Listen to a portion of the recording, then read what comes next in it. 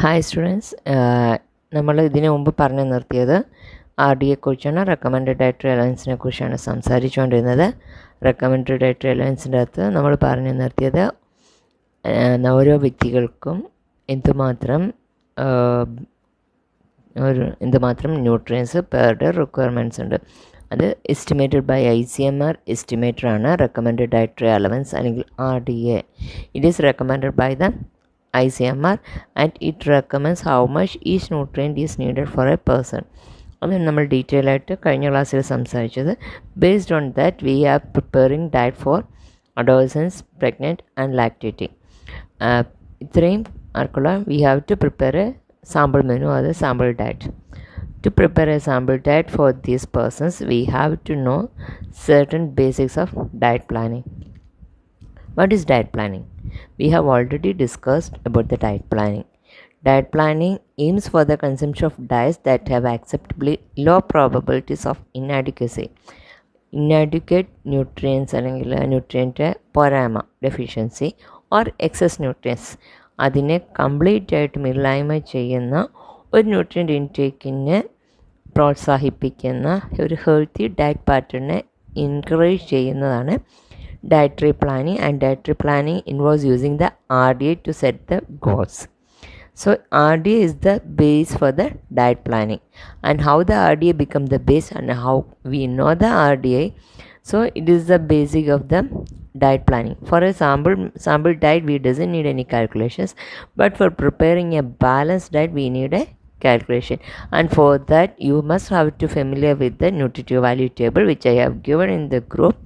So go through the nutritive value table and understand about the nutrients, and the nutritive value table gives the value of nutrients per 100 gram of foodstuff.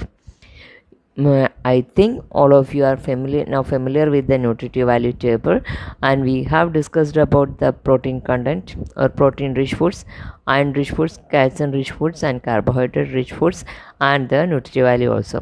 And that nutritive value is per 100 gram, and in nutritive value or in the nutritive value it is per 100 gram. Each nutrient is given per 100 gram of that particular foodstuff. Based on that we already list out the carbohydrate rich, protein rich, vitamin A, vitamin C and iron and calcium rich foods. And now I think you are familiar with the nutritive value table.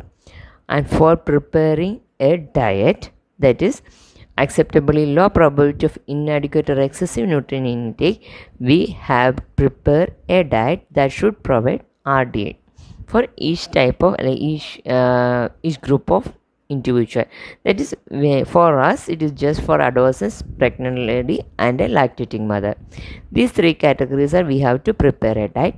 For that we have to know about the RDA of that peoples, and then we will prepare a sample menu. And while for preparing a sample menu for a person, we have to know some basics about the diet planning. As per the expert committee of Indian Council of Medical Research, ICMR, certain basic recommendations for preparation of all diet is given. That is the total calorie requirement each person. From the RDA table we find that each person has different carbohydrate or energy requirement, and the unit for energy is a kilocalorie. And from the total kilocalorie, 70 to 80% must be provided through the plant foods, that is cereals, millets and pulses. Then the second guideline is every individual should consume at least 300 grams of vegetables. So the total vegetable should be 300 grams from the whole diet, and from that green leafy vegetables should be 50 grams, other vegetables should be 200 grams, and roots and tubers must be 50 grams. And in addition to 300 grams of vegetable, we have to consume 100 grams of fresh foods, and this should provide approximate RDA for the vitamins and minerals, because we already studied that fruits and vegetables provide major portion of the vitamins and minerals. So these are required, that is 300 grams of vegetables and 100 grams of fresh fruits is required to provide the RDA recommendation of vitamins and minerals. Then adults with the sedentary lifestyle should consume about 25 grams of visible fat. This is the maximum limit of consuming a fat content, and 25 gram of visible fat. All together we have to consume only 25 grams. Don't exceed 25 grams. It's a maximum level.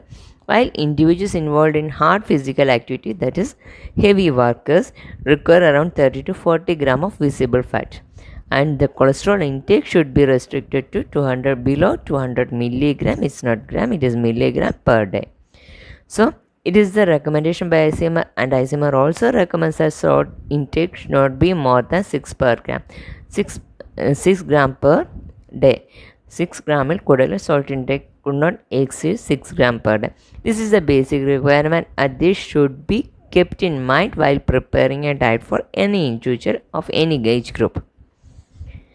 This is a general consideration for preparing diet for the different categories. For children, we are mainly planning diet for the growth and to attain the milestones which we have studied in the first year. So to attain the milestones, we have to give a highly rich foods. Then the second category is the childhood. There are early and late childhood. You already have studied about the early and late childhood parameters and the developmental tasks. Then they are highly active people, so they need energy rich foods, and the growth rate is not as much as during the infancy period, but they are also in a faster growing period, not as much as the infancy period. So they are growing, so they need bodybuilding foods, that is protein rich foods, and they lack certain immunity, so they need to provide with protective foods, must be rich in vitamins and minerals. So liberal amount of milk, vegetables and food should be provided through the childhood. Then for the adolescence is a bodybuilding. This is the second peak growth occurring period, that is a growth spurt. All of you already studied that the adolescence period have a growth spurt. This is the immediate increase in the height and weight during the adolescence period, and all of you well known about the changes that is occurred to you people. So to meet that changes, we have to consume high protein diet, high carbohydrate diet, and it must be rich in vitamins and minerals. And next is the adulthood. Adulthood is differently classified in different sessions. Anyway, for in general, for adulthood, they doesn't need any additional amounts or extra amount, but this adulthood is considered as a reference period. Based on the adulthood, we are considering the RDA higher or lower. If we are saying adolescents need higher amount of protein, that means we already discussed that in adulthood they need 1 gram per kg body weight of protein, but in adolescents they need more protein, that means they need around 1.2 to 1.3 gram per kg body weight. So that is the reference group, and based on that reference or based on the requirement during adulthood, we are saying it is they need higher nutrients or lower nutrients. So in this period they have a productive life, they have a very fruitful life, they are active throughout the day, and so they need a highly nutritionally adequate diet with extra food for childbearing if they are in the pregnancy period or the lactation period. During the old age, they are physically active and healthy, but they doesn't need a growth parameters, so they need nutritionally dense low fat foods, because they may be in sedentary life, so they need a low fat diet, but most probably they need high energy diet, because as they grow older, the energy requirement increases. This is a general consideration while preparing a diet. Now we move to the diet for an adolescent girl or the boy. Children between 10 and 19 years are considered adolescents, and you people are the adolescents or the teenagers. This is a transition period from childhood to adulthood, which we are already studied in the first year. Then the onset of adolescence, the steady growth of childhood speeds up abruptly. It's a growth spurt period. The growth pattern of females and males, there are differences during the adolescence. When we have studied about the child development scenario, we find that in all the periods, almost male and female or boys and girls grow in a steady on a similar pattern. But during adolescence, boys attain growth spurt little slower than the girls. That is, if we clearly say that the growth spurt occurs during 10 to 11 years for girls, but it is 12 to 13 years for boys. During the adolescent period, as the differences in sexes are become more apparent, the nutrient requirement or the RDA, there is a slight change in RDA or the nutrient requirement. First time at the onset of puberty, the nutrient requirement is little higher for the girls rather than the boys, but later the nutrient requirement is increased for the boys and lesser for the girls, because the nutrient requirement increases because the lean body mass of the boys are higher than the girls. Girls attain their adult stature between 18 to 20 years. Their development is complete by 18 to 20 years, because their growth starts during 10 to 11 years and it will be attained its maximum around 18 to 20 years. But for the boys, it is starting on the 13th year or in and around 13 years, but it lasts up to 25 years. The overall weight gain is around 20 kg, and around the height gain is also 20 centimeter, but whereas in the girls it is 50 centimeter and 50 kg. Then the nutritional requirement during adolescence is in the nutshell. The energy requirement increases for the boys. It is classified into 3 sections. Then it ranges from 2190 to 3020 from the 10 years to the 18 years. But for the girls, it is 210 to 2440 kilocalorie. For the protein, it is for both girls and boys, there are high rate of growth. So it is approximately 1.2 gram per kg body weight. Then for the vitamins and mineral considerations, as the carbohydrate requirement increases, it demands more B complex vitamins, because as we already studied that for the metabolism of carbohydrates and proteins, B complex vitamins are needed. So the B complex vitamin need is increases as the carbohydrate requirement increases. Then girls need more folic acid and vitamin B12 to prevent anemia. Both these vitamins are required more by the girls. Then the mineral content, both boys and girls need more iron content. It is around for the 10 to 12 years, it is 21 to 27, 21 for boys and 27 for girls. But during the 13 to 15 years, it is 32 gram per milligram per day for boys, but it is only 27 for the girls, because it is the difference in the lean mass and the blood volume content in the body. In 16 to 17 years also, it is 28 milligram per day for the boys and 26 milligram per day for the girls. But for both boys and girls, calcium requirement is around 800 milligram higher than the adults per day. So it is, I think it is around 600 milligram per day for the adult, but it is increased by 800 milligram per day for the both boys and girls, because both boys and girls there are bone development occurs.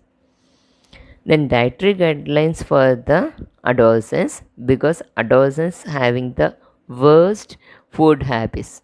They doesn't consume any good foods, fruits and vegetables, as all of you know. When we are asking you to consume fruits and vegetables, you say a big no for fruits and vegetables, and you prefer more the fatty foods, the fast foods, KFCs, pizzas, on all type of fast foods you prefer more.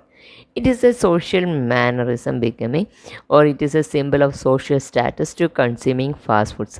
So it will reduce your nutrient intake and it will cause many problems in the future, especially for the girls, because when you are going for a fast foods, as we are already discussed in the previous chapter about the fast food problems, when you are consuming more fast foods, it increases your cholesterol content, it increases your fat content, the sodium content is higher in fast foods, it also raises your blood pressure. But the worst portion is that it gives you a high satiety value. The digestion is slower because it contains more fat. So the consumption or the quantity of food you are consuming is decreases, which adversely affect the nutrient availability from the diet. So you must have very careful while you are consuming a diet. So you prefer mostly the homemade foods which are rich in fruits and vegetables, and this occur mainly among the girls. They are become more conscious about the figure. They reduces the normal foods, but as a social status or a social symbol or group gathering, they consuming fatty foods also. So it will reduce the nutrient availability for the girls. So their girls are more prone to deficiency than compared to the boys, because boys consuming more food items. Then the main portion is so these are the general guidelines when you are preparing a diet for a adolescent kid. So you must consider all these points while preparing a sample menu. So the first point is a variety of food from the basic food groups. You already studied about the food pyramid. You already studied about the 5 food group plan. Also we discussed about the food plate. So you must be keen to select from all these food groups to get a balanced diet. Then include plenty of starchy carbohydrates as you require more carbohydrate or more energy. Then plenty of fruits and vegetables, at least 5 portions every day. You should include liberal amount of fruits and vegetables. You can also provide fruit juices, fresh fruit salads, vegetable salads, etc. Because at least 5 portions means minimum 2 to 3 portions in each meal. Then 2 to 3 portions of dairy products such as milk, yogurt and cheese should be provided. Then 2 servings of protein such as meat, fish, egg, beans and pulses should be provided in the diet. Then drink 6 to 8 glasses of fluid per day. Eat regular means, this is an important point, never ever skip breakfast. Breakfast is the brain food and it is a must. You should be keen to see that you must consume breakfast. So breakfast is the brain food and it should be regular as well as rich in all the nutrients. So it is the main food that provides essential nutrients for the whole day. It will improve the concentration and it will make you more healthy and more active. So choose a rich breakfast with semi-skimmed milk and a fruit juice or any type of fresh fruit or vegetables. Then take regular exercise, which is important for overall fitness and cardiovascular health as well as bone development. So to keep you healthy, you must have adhered to regular exercises, especially in the morning time. Do not use too many fatty foods. As we already discussed, limit sugar rich food and drinks, carbonated drinks, fast foods and other junk foods. All are we discussed many times in the previous chapter also. We discussed about it. So be aware of the bad effects of starchy fast foods. Then this is a table given in your textbook. It gives the grams of cereals, pulses, grain leafy vegetables, other fruits and vegetables, foods, milk, fats and oils, meat, fish, sugar, jaggery and peanut. This is a general guideline and this much of gram of each food source if you are including in your sample menu, you will get a approximately balanced diet. So when we are calculate all these nutrients together, it will be approximately equal to the RDA. So this is a general guideline to prepare a sample diet for the adolescent girls. I think you are already prepared the sample diet in our group. So take this as a guideline to prepare the sample diet. I have given corrections to most of your diets and be keen to write a balanced diet, and this will help you to prepare a balanced diet, because if you take 400 grams of cereals in your total meal as you prepared for the breakfast, breakfast, mid-morning, lunch, tea, and dinner. The total cereal is the total cereal is equal to 400 gram. It will approximately provide the needed energy for the boys or the girls. And V is the vegetarians, and NV for the non-vegetarians. You can see the difference that meat, fish, and eggs are not included for the vegetarians, and for the non-vegetarians it is included as peanut. So that is the difference. So this just it is take as a guideline to prepare a balanced diet. Next is a pregnant lady. Pregnancy is the most demanding period or the most demanding physiological state in India. Not in India, for not for the all the people, for the people in the low socio-economic conditions, there are not much difference in the diet during pre-pregnancy period and the post-pregnancy period, and this causes malnutrition among the pregnant ladies and also leading to the low birth weight babies.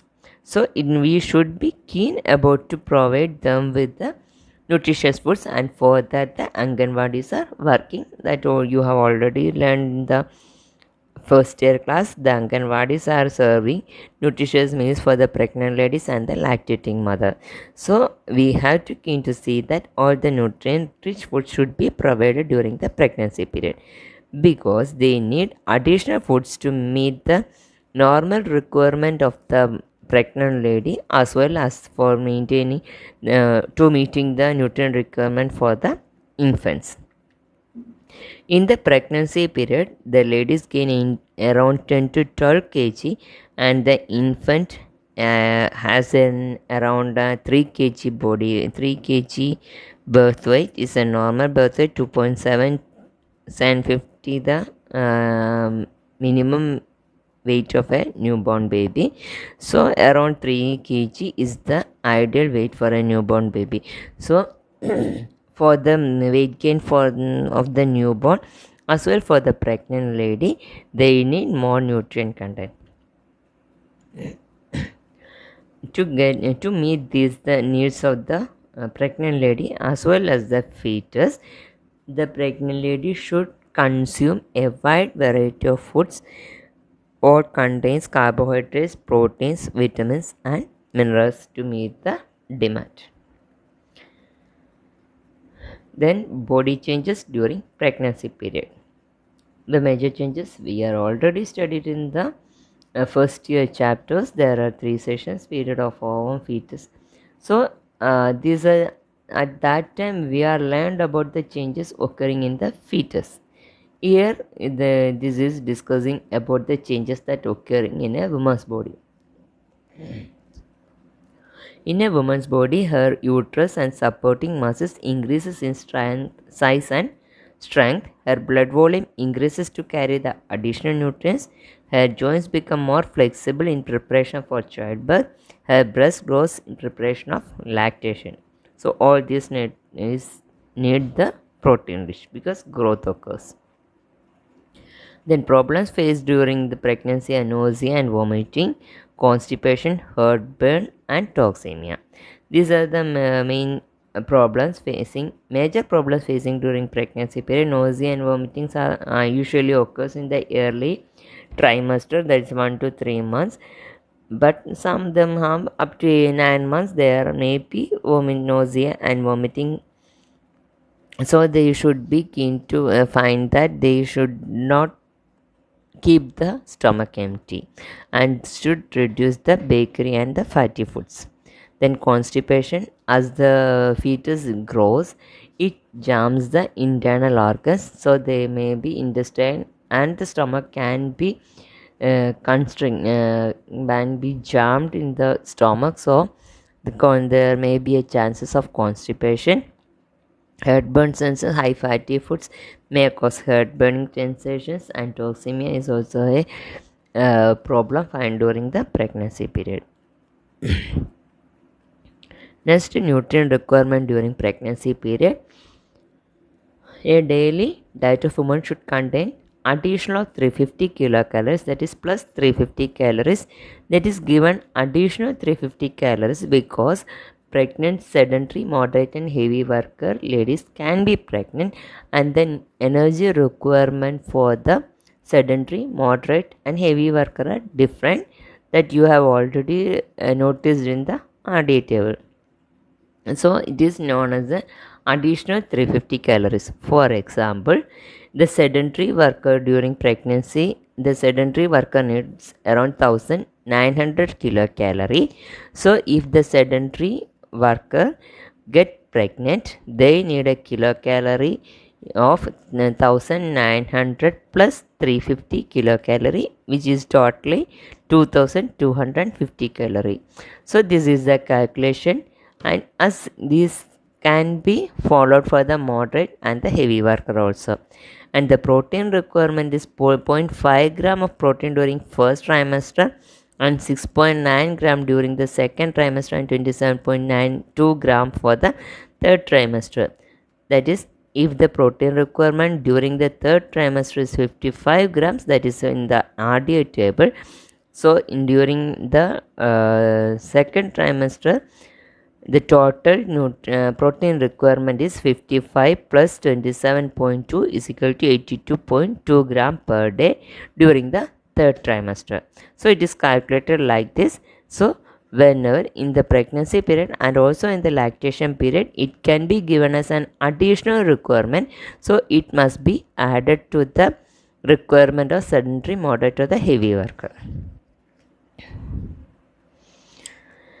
Then folic acid requirement is around 500 milligram throughout the pregnancy period. It reduces the risk of congenital malformations and increases the birth weight.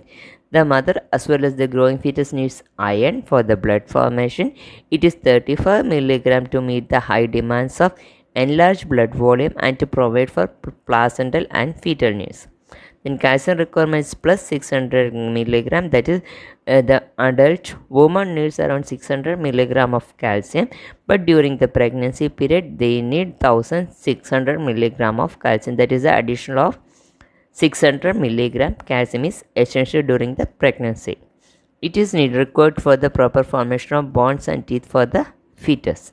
If the enough calcium is not provided for the pregnant lady, ossification of bones and teeth occurs, and that the fetus oozes out the calcium from the bones and the teeth of the pregnant lady. It may lead to osteoporosis during the later life of the woman. Then dietary guidelines to preparing a diet for the pregnant lady is: take food rich in fiber like whole grain cereals, pulses and vegetables to avoid constipation. Then take milk, meat, egg in adequate amount to provide the additional protein requirement. Eat plenty of vegetables and fruits. It will help to provide enough fiber content as well as the vitamins and minerals. The vegetables and fruits will provide fiber, which is the fecal movement or prevents the constipation, as well as the fruits and vegetables also provide enough vitamins and minerals to meet the dietary needs. Then take plenty of fluids, including 8 to 12 glasses of water per day. Then this water can be substituted with fruit juices to reduce the quantity of food consumed. Then excess intake of beverages containing caffeine like coffee and tea and carbonated beverages will adversely affect the fetal growth, hence should be avoided. All the type of caffeine contained food drinks should be completely avoided, and the alcoholic beverages also completely avoided, as well as the carbonated beverages. Then emphasis should be given to the choice of more nutrient dense foods or those foods that give the most nutrients per calorie consumed. That means you should have to provide a very rich diet. That is, you should have to more keen about providing with the fruits, vegetables and protein rich foods such as egg, fish, meat, etc. To give from the small quantity of food, the person must get a larger amount of nutrients.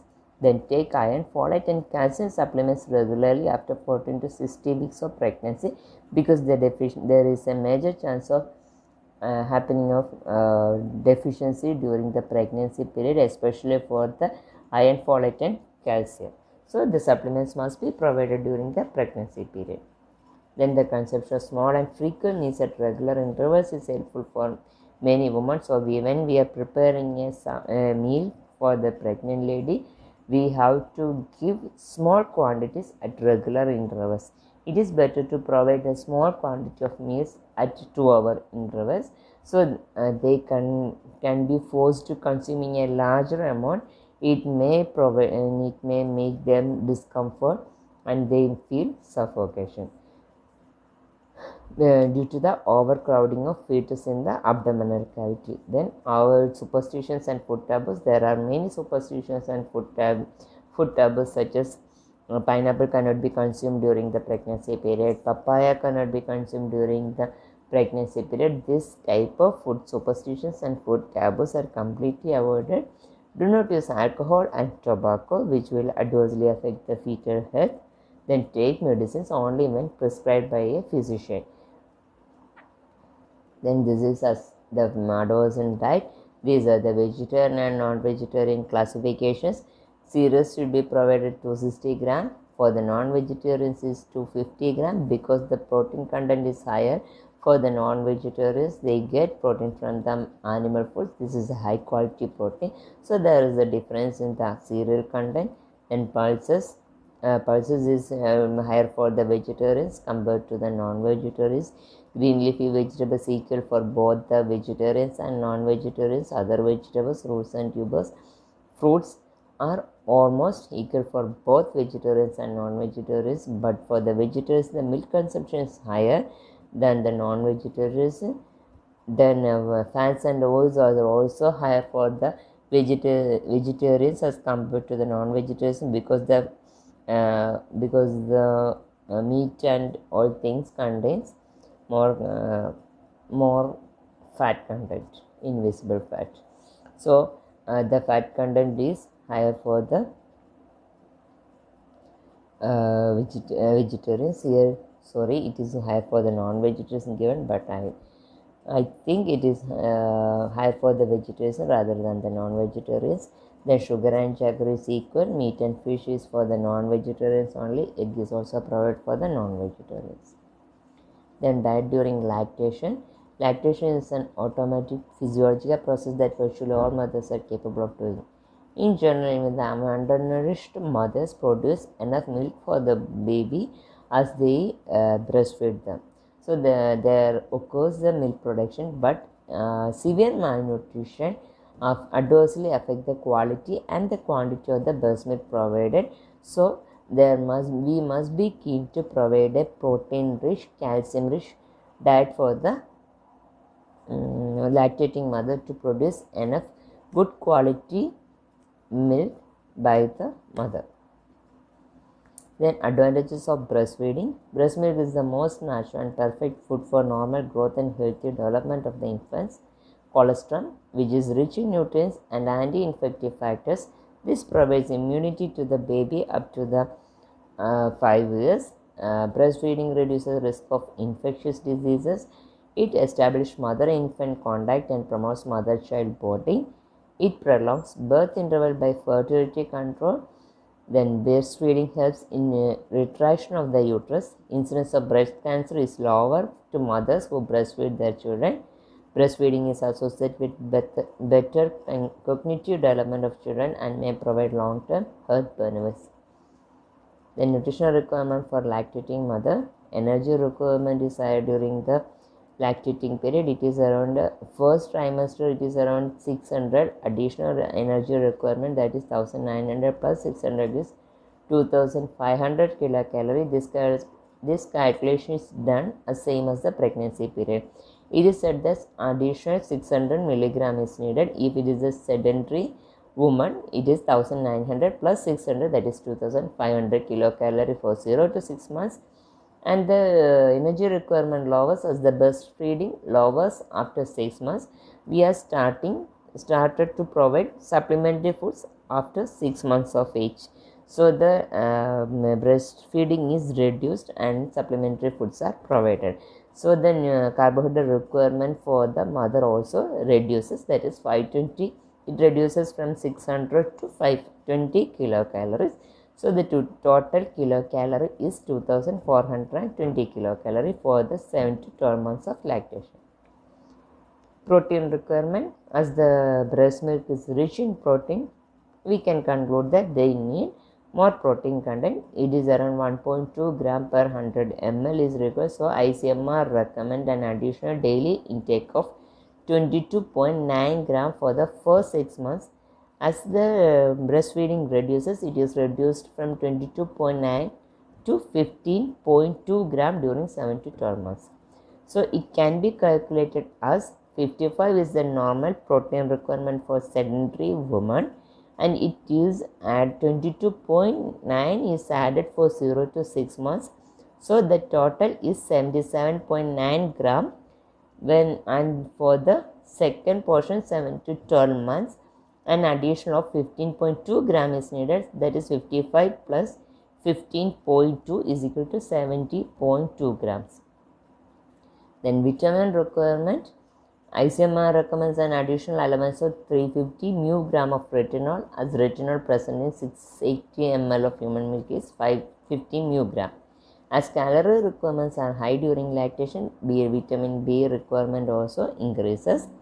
Calcium requirement increases, vitamin D requirement also increases, as for the calcium absorption, vitamin D is required as a precursor. So the calcium content of milk is higher, and the calcium requirement increases, vitamin D requirement also increases. Then vitamin C requirement are 80 mg per day. Consider the vitamin C secreted in human milk.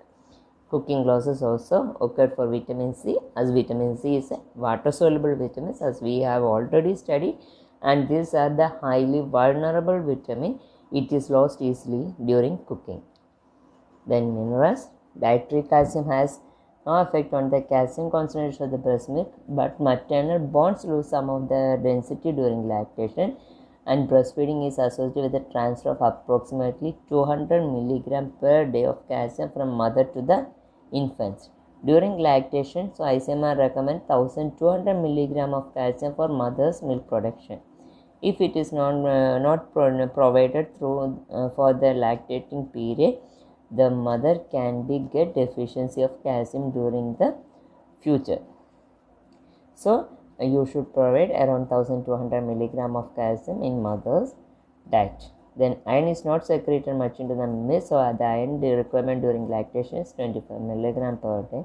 But there are blood loss, so there is slight increase in the iron requirement during the lactation period to meet the blood loss during the delivery time.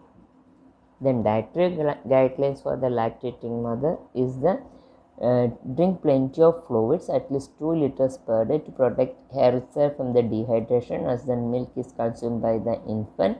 A sensible rule of the thumb is to drink beverage like soap, juice, milk or water at each meal and each time the body nurses. Then intense physical activity can raise the lactic acid concentration of breast milk, which affects the taste of the milk. So it is better to take rest by the lactating mother.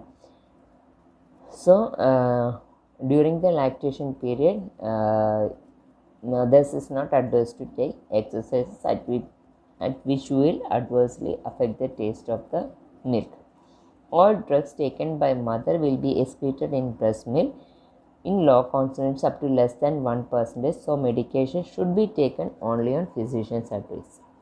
This is as we already discussed in the adolescence and the pregnancy, this is the grams of cereals, pulses, green leafy vegetables and other foods provided included in the meal. Then from the whole chapter can be concluded like this: a balanced diet is needed for the optimum health. This can be achieved by the careful planning of meal, and meal planning technique is provided a family with adequate nutrients in correct proportions. It helps a person to have a low cost, highly nutritious meal in an affordable price, and it also gives a very balanced diet to meet the RDO of each individual. And we already studied about the RDA and the balanced diet for the adolescents, pregnancy and lactation period. So go through the whole chapter. The chapter is concluded here. So study well. If any doubts, as in the group. Thank you.